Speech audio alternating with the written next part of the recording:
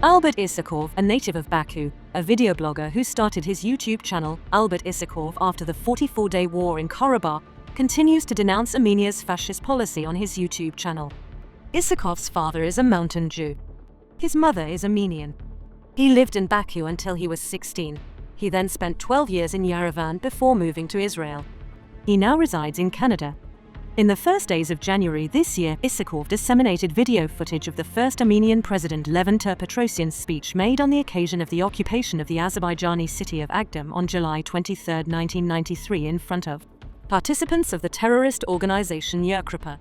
During his speech, Ter-Petrosyan boasts about cleansing Armenia of other nationalities and admits that ethnic cleansing in Armenia and Karabakh, during which more than 1 million Azerbaijanis were expelled from their ancestral lands, was part of the policy of Armenian chauvinists who made territorial claims against Azerbaijan.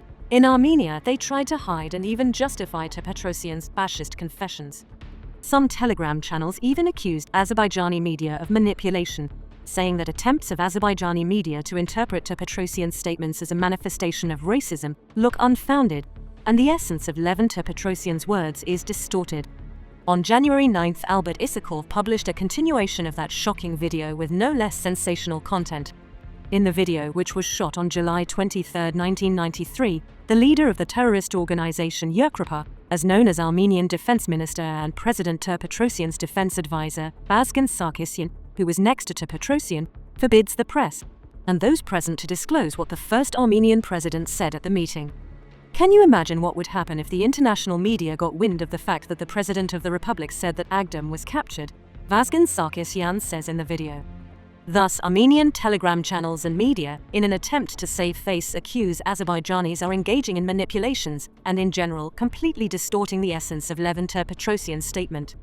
They are faced with the fact that their unsubstantiated arguments simply crumble under the weight of insurmountable evidence.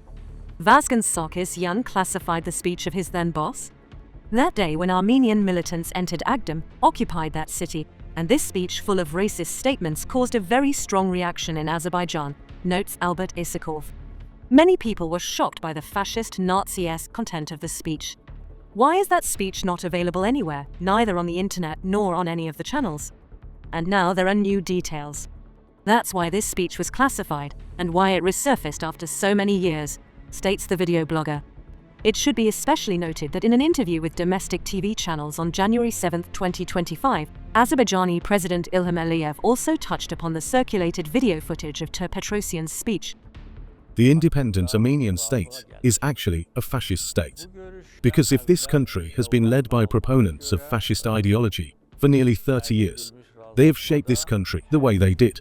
Now look, the racist and fascist statements of the first president of Armenia are as ugly as they are dangerous. He portrays ethnic cleansing as a source of pride, bragging about the expulsion of Azerbaijanis from their historical ancestral lands. This video, as they say, has now been made public. But of course, they knew this in Armenia. The Azerbaijani president said. Of course, Armenians knew about the brutal deportation of Azerbaijanis from Western Azerbaijan. They knew that they were occupying the lands of a neighboring state, lands that never belonged to them. Armenia naively believed that this would always be the case, that the world and Azerbaijan itself would sooner or later come to terms with the occupation of Karabakh. But they were wrong.